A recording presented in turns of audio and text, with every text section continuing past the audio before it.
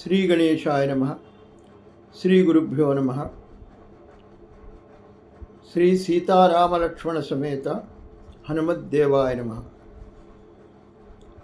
ఇంకా హనుమంతుడు వానరులతో ఇలా అంటున్నాడు, నహి ద్రక్ష్యామి యది తాం లంకాయాం జనకాత్మజాం అనేనైవ హి వేగేన గమిష్యామి సురాలయం. ఒకవేళ గనక ఆ లంకలో నేను సీతను నహి ద్రక్ష్యామి యది చూడలేకపోయినట్లయితే ఇదే వేగంతో సురాలయం అంటే ఇంద్రలోకానికి వెళ్ళగలను ఇదే వేగంతో. ఇది వా త్రిదివే సీతాం న ద్రక్ష్యామి అకృతశ్రమః బద్ధ్వా రాక్షసరాజనం మానయిష్యామి రావణం. స్వర్గంలో కూడా నాకు సీత కనపడకపోయినచో ఏమాత్రం శ్రమ అనుకోకుండా మళ్ళీ వెళ్ళి ఆ లంకలో ఉన్న రావణాసురుని బంధించి మీ దగ్గరికి తీసుకొని వస్తాను.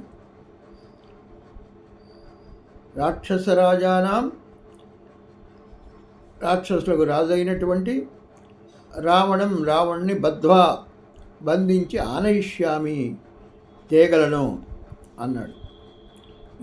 ఇంకా అంటున్నాడు హనుమంతుడు, సర్వదా కృతకార్యోహం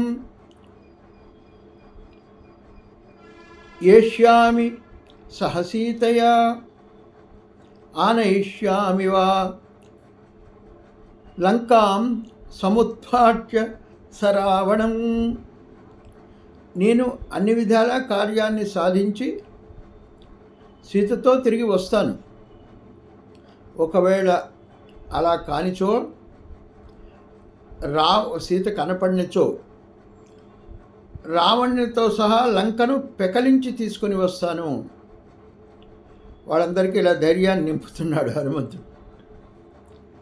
ఏవ ముక్త్వా తు హనుమాన్ వానరాన్ వానరోత్తమః ఉత్పపాతాధ వేగేన వేగవాన్ విచారయన్ సువర్ణమివ చ ఆత్మానం ఏన స కపికుంజరః.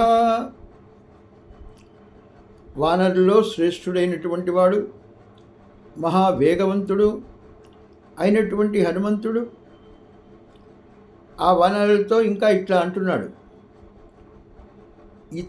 ఇవన్నీ ఎందుకు, ఇతరమైన ఆలోచనలన్నీ వదిలిపెట్టేసి వేగంతో పైకి ఎగిరి వెళ్ళిపోతాను. ఆ సమయంలో ఇంకా వర్ణిస్తున్నాడు. ఆ సమయంలో ఎలా ఉన్నాడు అని వర్ణిస్తున్నాడు వాల్మీకి మహర్షి. ఎవరిని? హనుమంతుణ్ణి. ఆ సమయంలో ఆ వానర శ్రేష్ఠుడు తాను సాక్షాత్తు గరుత్మంతుల్లాగా ప్రకాశిస్తున్నాడు అని చెప్పాడు. ఆ విధంగా గరుత్మంతుల్లాగా ప్రకాశించడమే కాకుండా ఆ విధంగా హనుమంతుడు కూడా అనుకున్నాడు. వానరోత్తమ అంటే వానరులో శ్రేష్ఠుడైనటువంటి హనుమంతుడు ఆ వానరులను గూర్చి ఏవం ఈ విధంగా ఉక్త్వా పలికి అటు పిమ్మట ఆ తరువాత అవిచారయన్, సరే ఇవన్నీ ఎందుకు అని అనుకుని ఇంకొక విషయమేమీ విచారించకుండా వేగవాన్ మహావేగవంతుడై వేగంతో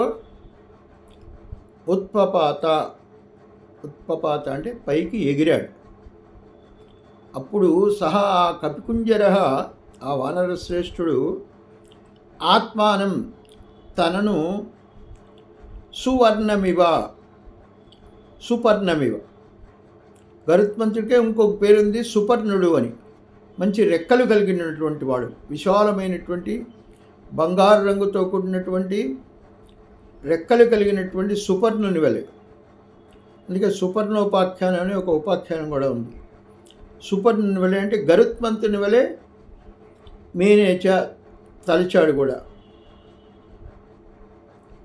సముత్పత్తి తస్మిన్స్తు వేగాత్తే నగరోహిణ సంహృత్య విటపాన్ సర్వాన్ సముత్పేతు సమంతతః. తస్మిన్ అతడు సముత్పత్తి అంటే పైకి ఎగురుతూ ఉంటే ఏమైంది? ఇప్పటివరకు అతడు హనుమంతుడు మహేంద్ర పర్వతం మీద ఉండి చేసినటువంటి పనులని చక్కగా వర్ణించి చెప్పాడు వాల్మీకి మహర్షి. ఇంకా హనుమంతుడు పైకి లేచిన తర్వాత ఏమైందో ఇంకా వర్ణిస్తాడు, శ్రద్ధగా వినండి. ఆ పైకి లేచినప్పుడు నగరోహిణ పర్వతంపై మొలిచినటువంటి వృక్షాలన్నీ సమస్తమైన వృక్షాలు, విటపాన్ కొమ్మలు, సమృత్య దగ్గరగా ముడుచుకొని, సమంతత నాలుగు దిక్కుల్లోనూ సముత్పేతు ఎగిరిపోయాయి. ఆ హనుమంతుడు ఇట్లా పైకి ఎగరగానే ఆ వేగానికి అక్కడ ఉన్నటువంటి వృక్షాలన్నీ కూడా తన కొమ్మలు ముడుచుకుని పోగా నాలుగు వైపులా పైకి ఎగిరిపోయాయి. అంత వేగంతో హనుమంతుడి పైకి ఎగిరాడు అని వాల్మీకి వర్ణించి చెప్పాడు.